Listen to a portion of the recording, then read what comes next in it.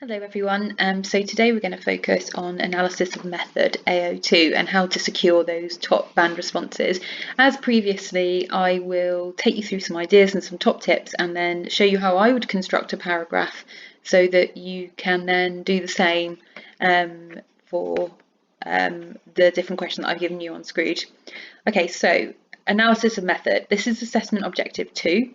And in order to get the top marks in the top bands, we need to be critical. So we need to evaluate the success of methods. Does that similarly work, for example? And also layer our analysis. And it needs to be analysis of method, including accurate terminology. Now, I'm going to not talk about being critical in our evaluation too much in this video because I'm going to create a whole video just around how to be critical and evaluate the success of methods and the sort of things you could talk about. But these are my top tips for constructing a band 6 response that analyses the writer's methods. So first of all, prioritise the analysis of macro methods over micro methods. What that means is big, broad methods such as like the use of the intrusive narration or fragmented narrative, so big ideas or themes and motifs, rather than zooming in onto individual word types and words and quotes. Okay, now that doesn't mean don't do it, you just should prioritize those macro methods because that shows that you've got a really good overview of the whole text. Don't analyse the methods used in all of your quotes. Remember that from the last session that we use quotes for lots of different reasons and generally to support or substantiate or develop an argument, not so that we can get into some method analysis there, okay? And in fact, it is possible to analyse a writer's methods not attached to a quote at all. And I'll show you how to do that in a moment. You only really need to milk a few quotations, if any, and so if you're going to, you need to make sure you choose the full fat ones, that you really are choosing the right ones, you're prioritising the right quotations for analysis. So again, avoid zooming in on specific words unless you can really go to town in your analysis and it is totally relevant to your line of argument.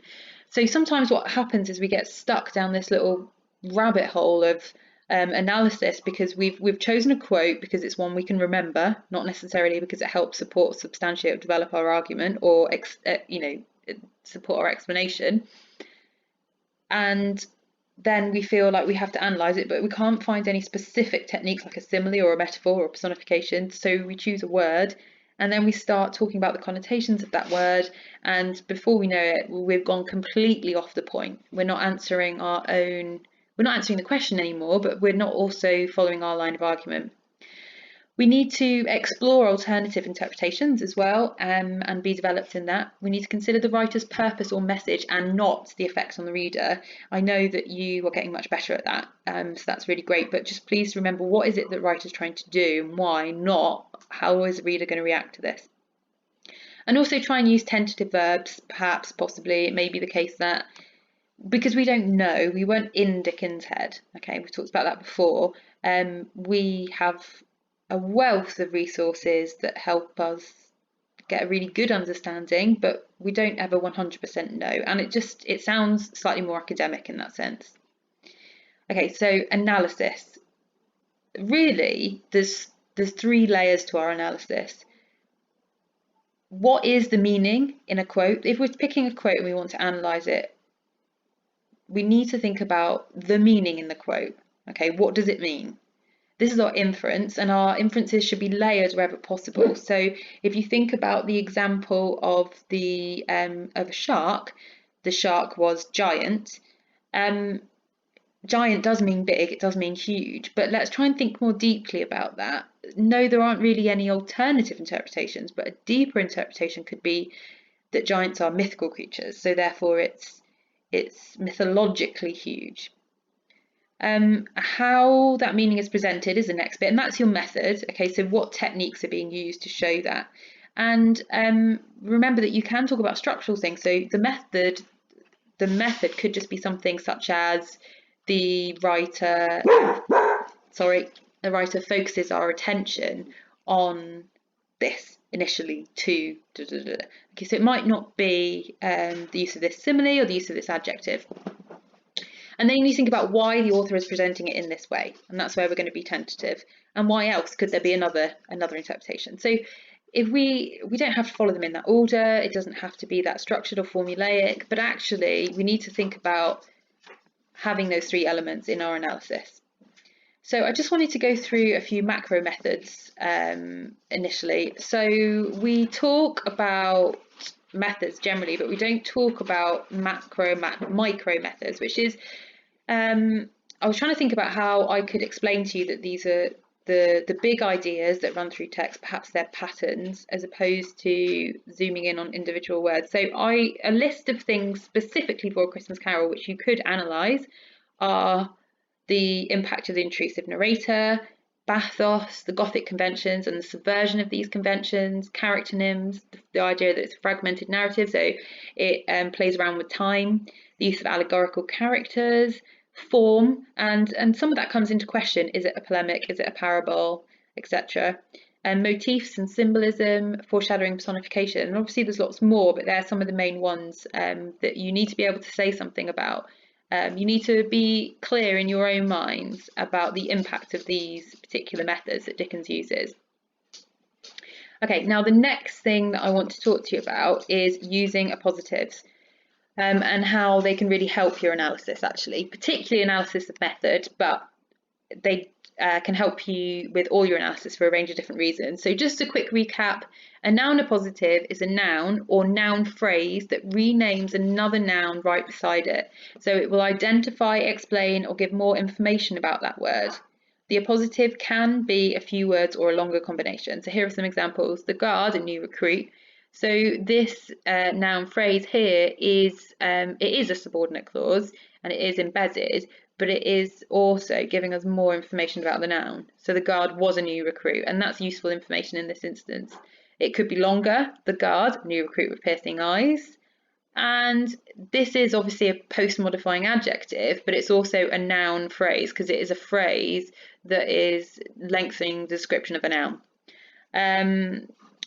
So appositives, if they are non-essential, are always separated from the rest of the sentence with a comma, or if they're embedded in the middle with a pair of commas, just in the same way that any subordinate clause would be in a complex sentence. Okay, so the reasons why it's useful to use appositive in your analysis is, one, it provides an effective strategy for creating topic and concluding sentences. So it's quite a good way of starting your paragraphs or ending them because you're either concluding your ideas or you're actually creating a topic sentence through using them. It enables you to include more information in a sentence and add complexity, but it also encourages close reading. So I think it shows a developed analysis because you are aware of a range of different ideas without having to write more. Sometimes when we try to layer our analysis, we're just adding sentences on to the end of our paragraph and then another sentence on to the end of our paragraph and then another sentence. And actually this is a way of being way more succinct, which allows us to say more in less words, which is always a good thing. So Mrs. Burling, here's an example of something to do with Inspector Cool. So Mrs. Burling labels Eva Smith as a girl of that sort. So Mrs. Burling believes that the lower class are less worthy, less deserving of respect, and perhaps even less human. Now, if we wanted to turn that into a positive, we could say a woman who labels Eva Smith as a girl of that sort, Mrs. Burling, believes that the lower class are less worthy. There are a few examples here as well from Jekyll and Hyde, so the archetypal, and the reason why I've chosen these is because these ones are quite useful, being a Victorian novel, to link to A Christmas Carol. So the archetypal Victorian gentleman, Utterson, is obsessed with piety and decorum. Utterson, an austere man who avoids pleasure and frivolity in order to maintain his reputation, is obsessed with propriety and decorum. So there are just a few examples there, but you sort of get the idea. I've also, on this slide, and this whole PowerPoint is attached to your Google Classroom, but on this slide I've also put some sentence stems that you could use to create some appositives in your own writing. So what I'd like you to do is just try and have a play with those in today's lesson, but I'm going to model using some as well. So what I'm going to do now is I'm going to return to this question that we've been working on, that I've been working on in the modelled videos. How does Dickens introduce the theme of the supernatural in the exposition of the novel? So just as a reminder, that's the question that we were looking at. And so far we've looked at how to write a conceptualised opening. We've looked at 3 different ways to use references. And so today what I want to do is still answer that question, but write a paragraph where we're looking at analysing methods specifically. Okay, so I want to still be answering this question, and I actually think that whilst we can use a positive sentences for the main characters, it'd be really good to use for Scrooge. We can also use it for Dickens. So it gives me an opportunity to say quite a few things about Dickens here. So Dickens, just make it a bit bigger so that you can see it really well on the video.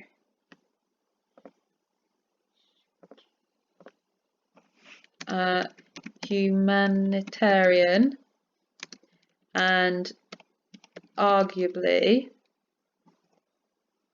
a promoter of Christian socialism.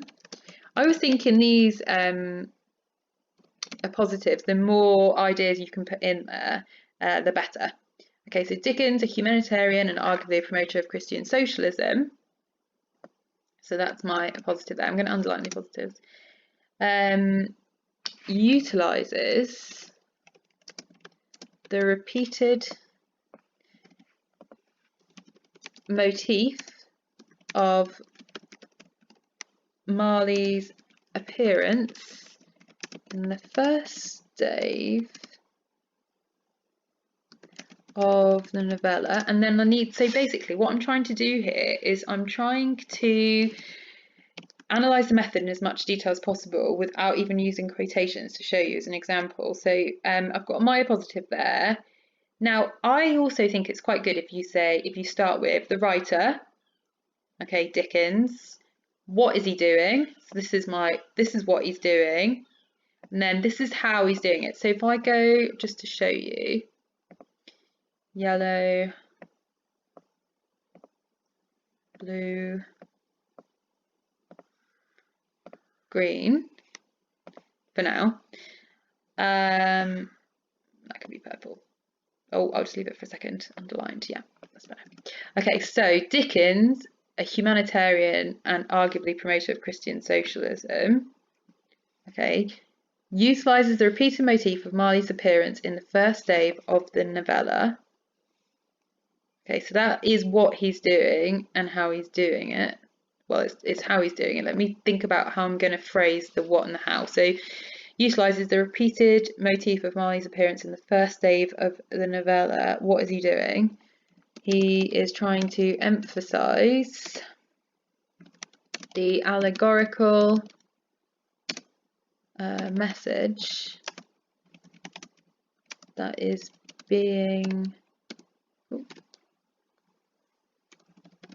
portrayed. Okay, so I'm still a little bit vague because I haven't quite said what the allegorical message is yet.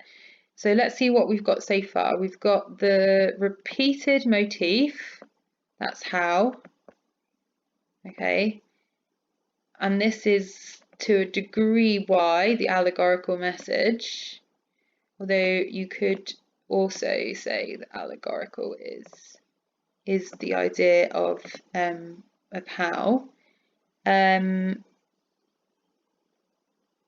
And I need to bring it back round to the what and the why together. Now it's okay because you don't always need to do that at the beginning, and that's one of the useful ways of using the positives. But I also probably should remember to be tentative here too. So I'm going to go for perhaps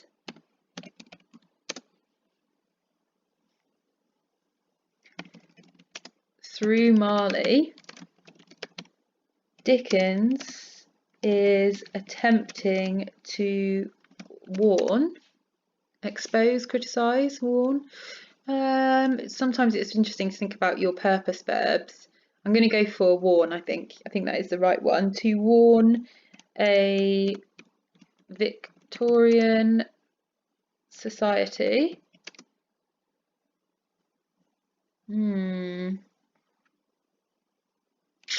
Now, maybe I want to actually use a positive here and say something about the Victorian society. So to warn a potentially corrupt, I need to still be tentative, don't I? But it may be that Dickens thinks that they're corrupt if he's trying to give this moral message. And this moral message, of course, of how you've got to look after everybody else in society. And be kind to one another and be generous and take on some of those Christian morals as opposed to greed and avarice. And obviously, as we know, Marley wears the chains he forged in life. So he physically wears his sins around his neck. And, you know, perhaps it is a warning to society that you need to do the same, otherwise you too could end up in purgatory. So there's an assumption, I'll put the word potentially in there to be tentative, but there's an assumption that that Dickens thinks society is slightly corrupt. So to warn a potentially corrupt Victorian society that they must reform. I'm going to try and go down that biblical route before, like Marley, they suffer for their sins. And I can put the quote in here because I'm using it then as an explanation, though, not as a point of analysis.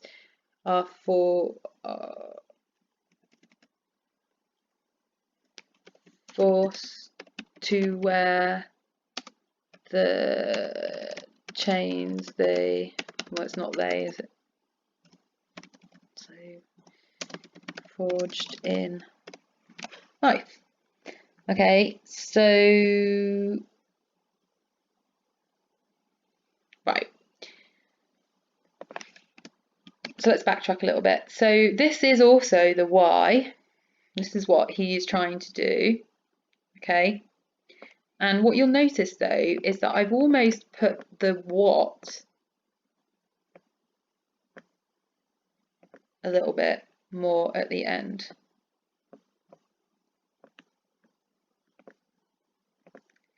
I mean, this is also saying what Dickens thinks.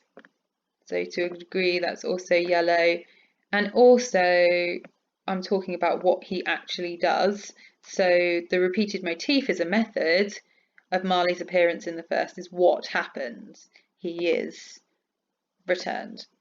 So he acts as a revenant, therefore, doesn't he? Remember, if we link to our terminology. So what I'm trying to show you here, there's two different things, and that is that first of all, it doesn't have to go in that order, what, how, why, but also you can actually not even quote for your analysis. I haven't milked any quotations here. I'm talking about the repeated motif, talking about the allegorical message, I'm talking about like the context and the writer's purpose. So context is AO3, but the writer's purpose is AO2.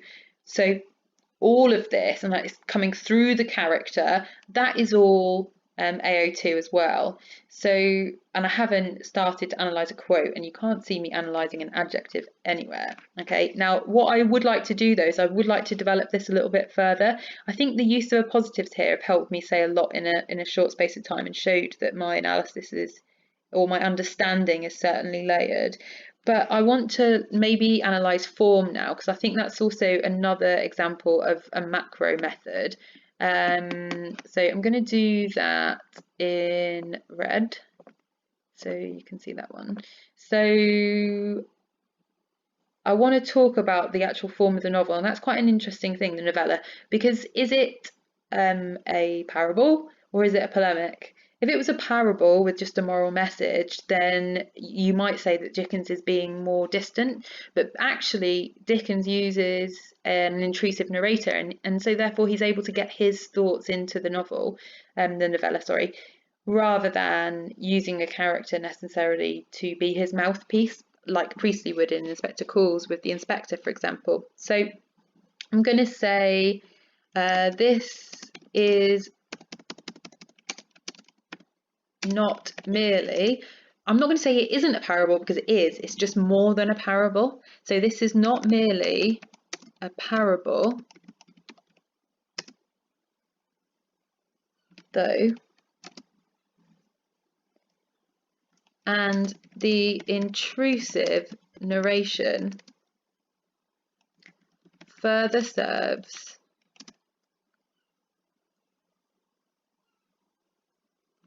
to expertly position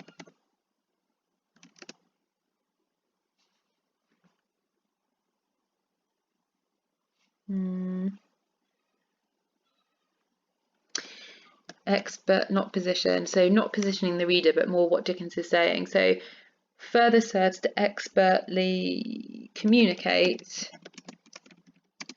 to the reader Dickens's